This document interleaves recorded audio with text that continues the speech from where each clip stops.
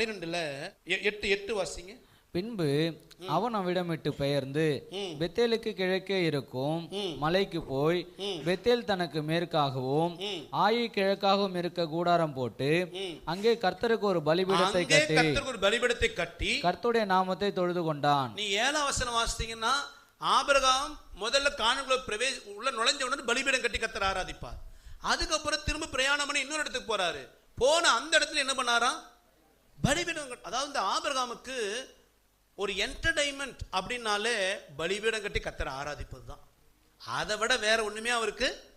அதனாலதான் ஆபிரகாமின் கண் சோதோம் குமாராவின் சந்தோஷத்தின் மேல விழவில்லை.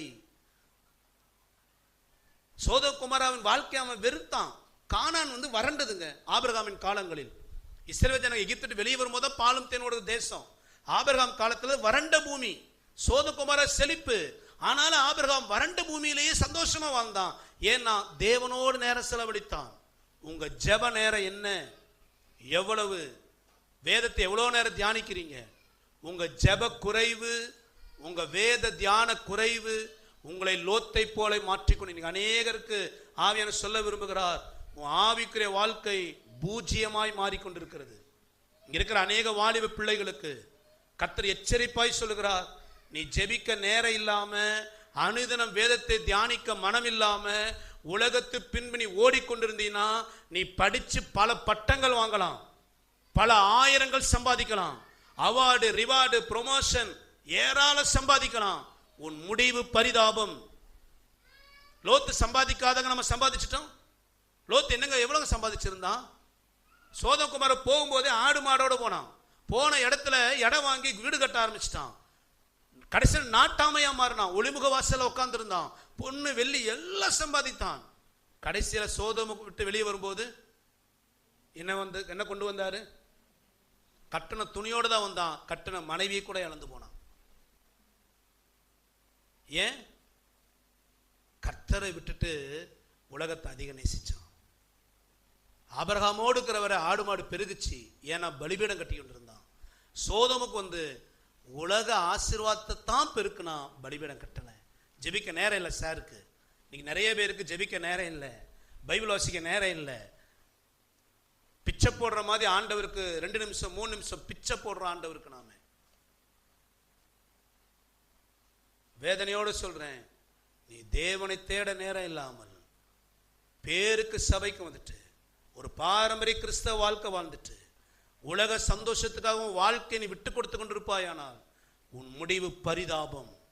உன் முடிவின் ஓட்டம் லோத்தை போல பரிதாபமாய் முடியும். நீங்க ஆபிரகாம் சரித்திரம் பாருங்க. அவனுக்கு சோதோம் குமாரா மேல விருப்பம் கிடையாது. வறண்ட கானானில் பலிபீட கட்டி கர்த்தரை ஆராதிப்புதான் விருப்பம். கர்த்தர் ஆபிரகாம் கைவிட்டாரா? நீ ஆதியாகமம் 13:2 வாசித்து பாருங்க. கர்த்தர் எல்லாவற்றையும் கொடுத்து ஒரு சீமானாய் வைத்திருந்தார். ஒரே ஒரு பிள்ளை ஈசாக்கு சொக்கத்தங்கமாக கர்த்தர் கொடுத்தார். ஆபிரகாம் மரிக்கும் பொழுது முதிர் வயதுல சமாதானத்தோடு மரித்தான். லோத் எப்படிங்க மரித்திருப்பாரு? கண்ணுக்கு முன்னாடி 2 பொம்பளை பிள்ளைங்க. நான் உண்மை வேதத்தின் அடிப்படையில் சொல்றேன். இப்ப மகள்னு சொல்லுவானா மனைவின்னு சொல்லுவானா? என்னங்க சொல்லுவான்? கொஞ்சம் யோசித்து பாருங்க. அவன் மன வேதனை எவ்வளவு இருந்திருக்கும். 2 பொம்பளை பிள்ளைங்க இவன் மூலமா தப்பு பண்ணி பிள்ளை பெற்றாச்சு. இப்ப அவளை மகளா பாப்பானா மனைவியா பாப்பானா?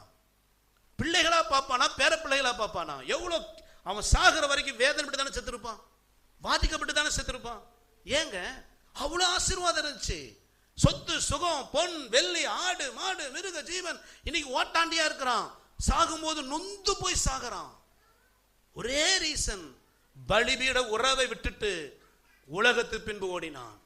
எச்சரிப்பா சொல்லுகிறேன், எனக்கு ஜெபிக்க நேரம் இல்லை, பைபிள் படிக்க நேரம் இல்லை, உலகத்துல ஜாலியா வாழணும், செல்போனோடு அதிகமா இருக்கணும், நான் விரும்புற வாழ்க்கை எனக்கு வேணும், எனக்கு ஃப்ரெண்ட்ஷிப் தான் முக்கியம், எனக்கு பணம் சம்பாதிக்கிறது தான் நோக்கம், நான் உலகத்துல ஆஸ்தி சேர்க்கிறதும் உலகத்துல ஆடம்பரமா வாழ்றதும் என்டர்டைன்மெண்ட்டுக்கு நேரம் செலவழித்து பொழுதுபோக்கு நேரம் செலவழித்து ஜாலியா வாழணும், புசிப்பதும் குடிப்பதும் சுகபோகமா வாழ்வதும் இதுதான் வாழ்க்கைன்னு ஒரு பாரம்பரிய கிறிஸ்தவ வாழ்க்கை வாழ்கிறவர்கள் லோத்துவை போல 2 எஜமான்களை நேசிப்பவர்கள் முடிவு பரிதாபம்.